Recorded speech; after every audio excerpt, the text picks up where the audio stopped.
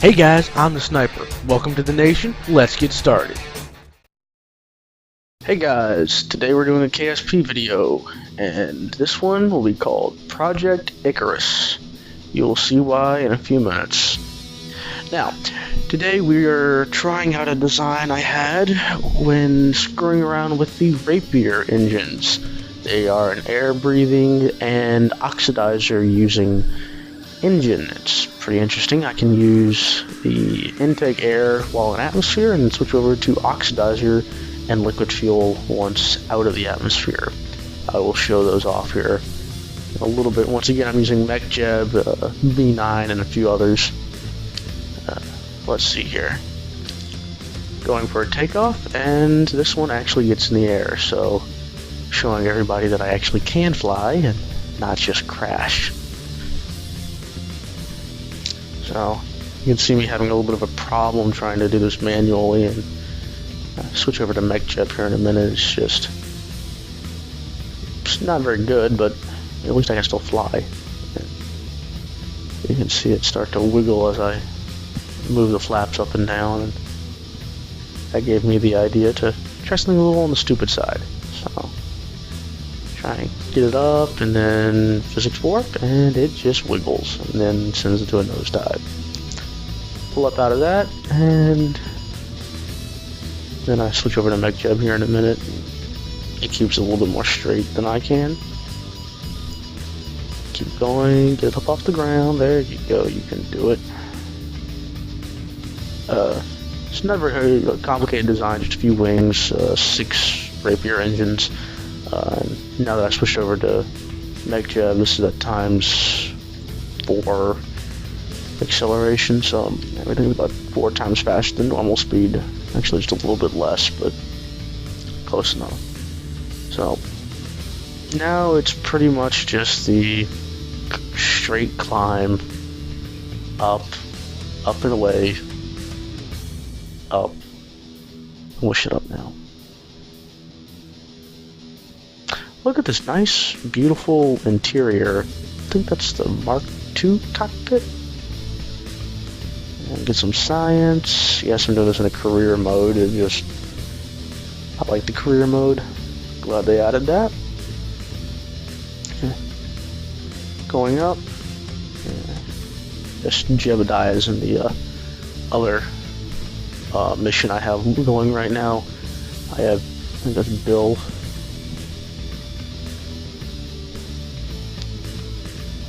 Keep going up. And just sort of point at the sun and go. It's always been a good strategy for flying. Just sort of keep it going along and don't do anything stupid with it. It's just flying up, and there's really not much else to showcase other than it's flying and such. And as it goes along, it just sort of keep adjusting the inclination, trying to keep my vertical speed going up and my lateral speed going up, so I don't plummet. And you can see I am getting re-entry effects here. I'm just flying up out of the well, I'll say out of the ocean, but off the ocean.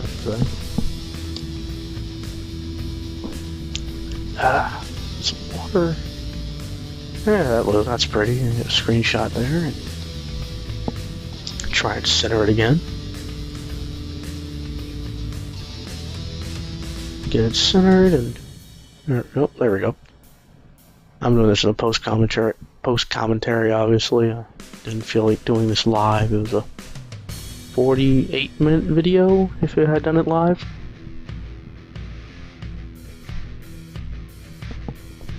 It would have been very boring. It would have been me going,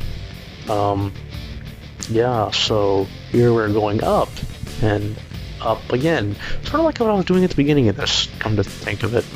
Huh.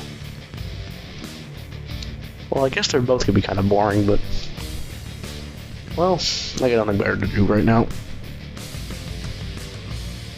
And we go up and keep going up, and oh, I think I have switched into the jet mode. Yes, I switched over to the jet, and now I'm just trying to see what I can get into an orbit, but that's not really going so well. And again, this is on 4 times regular speed, so this took a while. Long parts, actually, when I try to get it back down, I'm trying to go all the way around the planet. So we'll see how well that works. So I'll do a little more science while in the upper atmosphere, and time warp in and burn, and oh, that oxidizer. So now we fall back towards the planet. Checking the control surfaces, as you can see I put flaps on the front and back part of the wing, and that gave it these the lift needed to get the front nose off the ground, or the nose off the ground, if you will. It actually flies relatively nice. If I knew how to fly, it's a pretty good plane. Although I have no clue how to fly, so. But I can at least keep it off the ground for a while. And we just sort of come back in, wait for the engines to ignite again. Oh, there they go. And as you can see, beautiful re-entry effects. Oh, another picture right there. Oh, there we go. Nice one there. Keep going down, and now we just look at the moon. Oh, and that's where I screwed up the number to put in there. I think it went with a 180, opposed to 18 or 15 or something. Really can't see the viewing window for this post commentary is kind of small. Get it straight. And after I screwed up that little thing, keep going along, and you'll get to see why it's called Icarus here in a minute. Look at the moon, and then and flame out. Hence the reason Icarus flew too close to the sun, burned its wings, or in this case, ran out of air and didn't burn its wings. Interesting thought.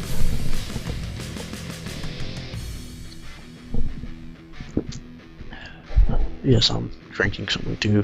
Doing commentaries, your throat gets kind of dry. If anybody's ever done one of those, you'll understand trying to talk for 15 minutes isn't the easiest thing in the world.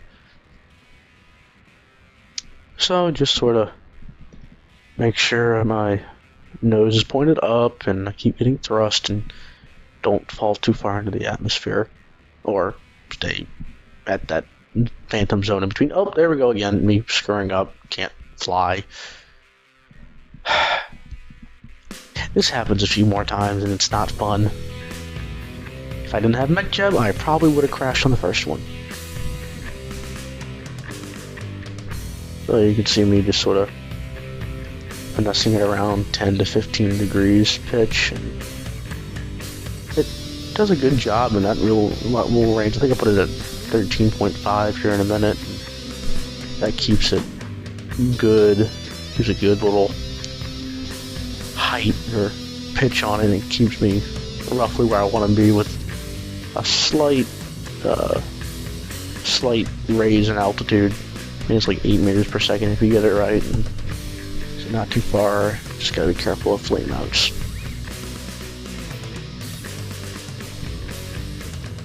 Look at those re-entry effects. I'm flying along, still accelerating, I think, and re-entry effects. Oh, there's another flame out.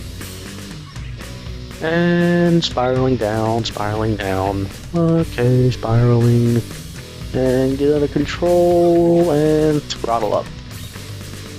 And that's one of those where I lose a lot of altitude and sort of work my way back up. There's a worse one coming up here in a minute.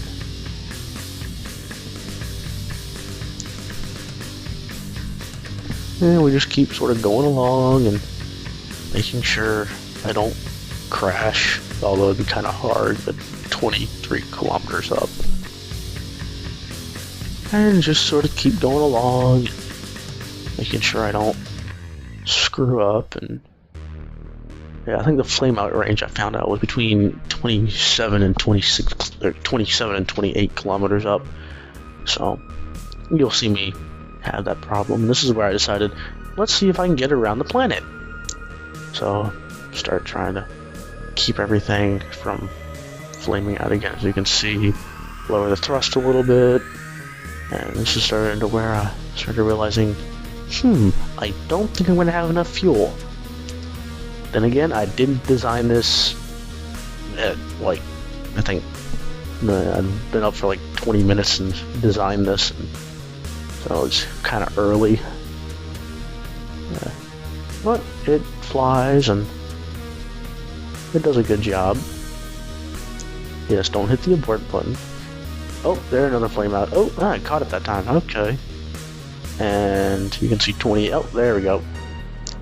Me not paying attention and realizing, oh, wait, if I engage it again, I'm gonna spin out. So, as you can see, my flying isn't that good, but at least I didn't crash. Or, well, I may, but not sure yet. Or, well, I am sure, but you're not. So we keep going along and just trying to get my apoapse in front of me again, so that way I'm still climbing, and if your apoapse is behind you, you're falling. If it's in front of you, you're climbing. Not that it's hard to figure out, kind of simple. And sort of keep going along and kind of hoping I can get to the sunrise. That's my goal at this point, is sunrise, because I figured out I'm not going to have enough fuel by this point. So, if I can get to a sunrise, I'll be good. That was my big thought in my head. So I'm just sort of coming along here, flying along. Oh, there's light, and there's more light, and it's getting brighter, and I'm thinking I may achieve my secondary goal, and oh, flame out again. Oh, I'm not paying attention to my altitude. Drop it down a little bit, get it under control. Oh, and there's the sunrise. And re-entry effects. So I achieved my goal. I got to the sunrise. So I have successfully gone through the night. And I think at this point I was like 30 minutes in, so it actually didn't take that long. And we just sort of keep going, and at this point point to the sun again, and should be good. And as you can see, I'm starting to get worried here, and I think I am out of fuel at this point. Yes, I am out of fuel at this point, so this is where I'm just sort of just trying to do it now. Okay, you see, I switched over to flying it by hand, hoping I can maybe do something here and maybe try and land it.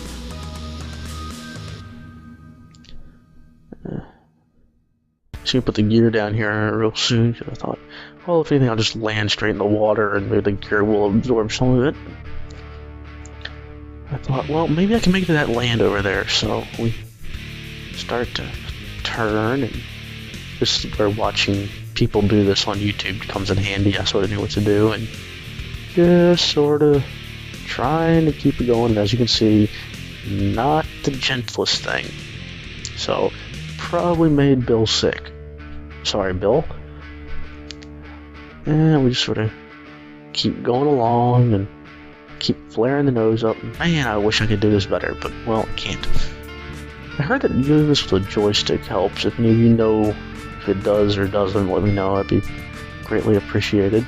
Yeah, there's me forgetting to turn the yaw to 0 or whatever to put me north as opposed to, I think, east.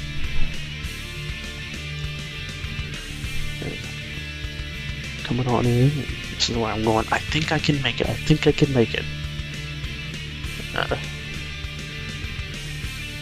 So we go along and coming in. I think I'm still at. I think now we're down to